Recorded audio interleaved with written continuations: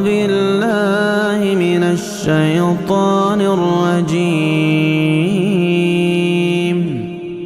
بسم الله الرحمن الرحيم. أولم يسيروا في الأرض فينظروا كيف كان عاقبة الذين كانوا من قبلهم كانوا هم أشد منهم قوة وآثارا في الأرض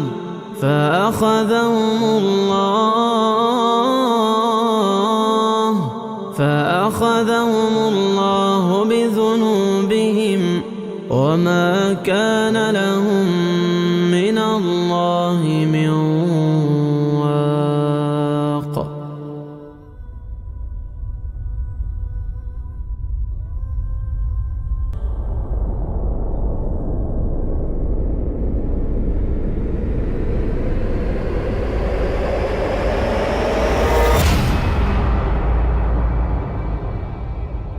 ایک رات تھی جب آسمان غیر معمولی طور پر تاریک تھا اور ہوا ہلکی ہلکی چل رہی تھی.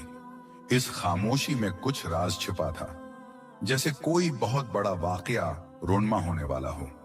یہ اس وقت کی بات ہے جب زمین نئی نئی وجود میں آئی تھی اور عظیم تہذیبیں ابھی اپنے ظہور کے ابتدائی مرحلے میں تھیں. ایک ایسی قوم تھی جو طاقت اور عظمت کی علامت سمجھی جاتی تھی. وہ زمین پر اپنا جبر اور ظلم پھیلا چکے تھے. انہیں یقین تھا کہ ان کی حکومت کبھی ختم نہ ہوگی اور کوئی قوت ان کے سامنے کھڑی نہیں ہو سکتی. وہ زمین کے بادشاہ اور سردار بن چکے تھے. انہوں نے ایک ایسا شہر ہے بسایا جو اپنی شان و شوکت اور طاقت کی وجہ سے کسی خواب کی مانند محسوس ہوتا تھا. یہ تھا ارم ذات العماد، وہ شہر جس کی مثال دنیا کی کسی اور تہذیب میں نہ تھی. لیکن پھر کیا ہوا؟ وہ لوگ کیسے بدل گئے؟ ان کا افسانوی شہر ریت کا صحرا کیسے بن گیا؟ ان کی شاندار تہذیب لمحوں میں مٹی میں کیسے مل گئی؟ اور وہ کون سی خوفناک آندھی تھی جس نے ان کا نام و نشان تک مٹا دیا؟ دوستو، آج ہم آپ کو اس عظیم قوم کی مکمل داستان سنانے جا رہے ہیں، تو آخر تک ہمارے ساتھ رہیے. اور اگر آپ ہمارے چینل قصص الاسلام پر نئے ہیں تو براہ کرم ویڈیو کو لائک کریں، چینل کو سبسکرائب کریں اور بیل آئیکن ضرور دبائیں تاکہ ہر نئی ویڈیو آپ تک بروقت پہنچے انشاءاللہ. اب کہانی شروع ہوتی ہے لانتی شہر اور تباہ کن آندھی کی. ارم ذات العماد ایک ایسا شہر تھا جو خوبصورتی اور طاقت میں اپنی مثال آپ تھا. پہاڑوں سے گھرا ہوا، ندی نالوں، سرسبز میدانوں اور ہر جگہ پر ہوا کی آواز سنی جاتی تھی. زرخیز زمینوں سے مزین یہ شہر قدیم دنیا کے عظیم ترین شہروں میں شمار ہوتا تھا. یہ وہ شہر تھا جس کی تعمیر اور عظمت دیکھ کر لوگ دنگ رہ جاتے تھے. قوم عاد اس شہر کی حکمران تھی. وہ دیوا قامت، قداور اور نہایت طاقتور لوگ تھے. ان کی جسمانی طاقت اور بہادری بے مثال تھی. اللہ نے انہیں بے شمار نعمتوں سے نوازا تھا جن کا تصور کرنا بھی مشکل ہے. انہوں نے آسمان سے باتیں کرتے محل تعمیر کیے، سرسبز باغات لگائے، نہریں نکالیں اور اپنے شہروں کو جنت کا نمونہ بنا دیا. لیکن افسوس، ان سب نعمتوں کا شکر ادا کرنے کے بجائے وہ تکبر، ظلم اور سرکشی میں مبتلا ہو گئے. وہ کہتے، ہم سے زیادہ طاقتور کون ہے؟ انہوں نے اللہ کو بھلا کر بتوں کی پوجا شروع کر دی. ایمان والوں کا مذاق اڑاتے، قیامت اور حساب کتاب کے خیال کو جھٹلاتے. ان کے نزدیک یہ دنیا ہی سب کچھ تھی اور وہ ہمیشہ کے لیے یہاں رہیں گے.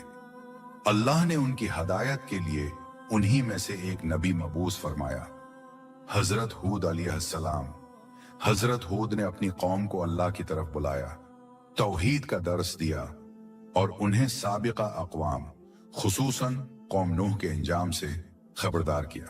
لیکن قوم عاد نے ان کا مذاق اڑایا اور کہا، کیا تم چاہتے ہو کہ ہم اپنے آبا و اجداد کے دین کو چھوڑ دیں؟ وہ یہ بھی کہتے، اگر تم سچے ہو تو وہ عذاب لے آؤ جس کی تم ہمیں دھمکی دیتے ہو.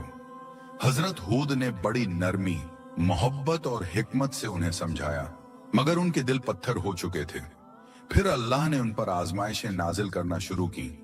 आसमान ने बारिश बरसाना बंद कर दी, नहरें सूख गईं, खेत जल गए और जमीन बंजर हो गई। 3 साल तक एक कतरा भी बारिश न बरसा। कहत, भूख और खशक साली ने डेरे डाल दिए, लेकिन वो अपनी जद पर हैं, कायम रहे। वो अपने पत्तों के सामने सजदा करते, उनसे बारिश मांगते, मगर आसमान खामोश रहा। एक दिन उन्होंने आसमान पर एक सियाह बादल देखा तो खुशी से चीखने लगे, देखो बारिश आ रही है। मगर हजरत हूद ने फरमाया, ये बारिश नहीं, अल्लाह का अजाब है। कुरान मजीद में फरमाया गया, बल हुआ मा इस्ताजलतुम बिहे रीहुन फीहा अजाबुन अलीम, बल्कि ये वही चीज है जिसकी तुम जल्दी कर रहे थे, एक ऐसी हवा जिसमें दर्दनाक अजाब छिपा है। वो स्याह बादल दरअसल एक खौफनाक तबाहकुन आंधी थी। पहले ठंडी हवाएं चलें, फिर गर्द और गुबार छा गया, और फिर ऐसी तेज आंधी चली जो सब हैं हलाक करने वाली थी। कुछ उड़ा कर ले गई, अजीम उल शान सुदून गिरने लगे, महल जमीन बौस हो गए, दरख्त जड़ों से उखड़ गए। कौम आद ने पनाह की तलाश में इधर उधर दौड़ लगाई, लेकिन कोई जगह महफूज न थी।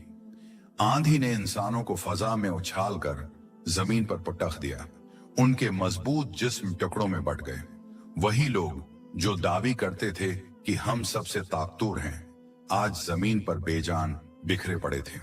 ये आंधी 7 रातें और 8 दिन मुसलसल चलती रही, बगैर रके, बगैर थमे। हजरत हूद और उनके मानने वाले अल्लाह के हुक्म से एक महफूज मकाम पर थे। जब आंधी रखी तो जमीन पर सिर्फ वीरानी थी। कौम आद, उनका अजीम शहर और उनकी तमाम शान और शौकत सब रेत में दफन हो चुकी थी। कुरान पूछता है, फहल तरा लहुम मिन बाकियतिन, तो क्या तुम उनमें किसी को बाकी देखते हो? बस ये एक दास्तान रह गई अबरत के लिए। अब सवाल पैदा होता है, क्या अर्म ज़ातिल आमाद का शहर कभी दोबारा मिल सकेगा? कुछ मुहक्किकीन का कहना है कि यह शहर रेत में मुकम्मल तौर पर दफन हो गया। कुछ के मुताबिक वो जमीन में धंस गया। कुछ सियाहों ने अरब के सहराओं में अजीब सतून देखे जो मुमकिन है इसी गुमशुदा शहर के बाकियात हों। नतीजा, ये महज एक किस्सा नहीं बल्कि एक इंतबाह है कि जब ताकत गुरूर में बदल जाए, जब नामत का शुक्र तुर्क हो जाए, तो इंजाम सिर्फ हलाकत होता है।